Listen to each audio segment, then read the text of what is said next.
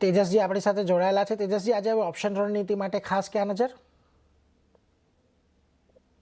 તો જેમ કે મેં જણાવ્યું હતું કે આપણા ઓપનિંગ રિમાર્કમાં કે માર્કેટનું જે સ્ટ્રક્ચર છે ગઈકાલે જે 200 દિવસની મૂવિંગ એવરેજ બ્રેક થઈ છે એના પછી ઓર નબળું થઈ ગયું છે, તો આપણે 24,700નો જે પુટ છે એ ખરીદી કરવાની રહેશે। હમણાં 95ની આજુબાજુ ચાલે છે, તો એક ડિપમાં ખરીદી કરવાની રહેશે। 75 અને 85 will be the idol range to go long.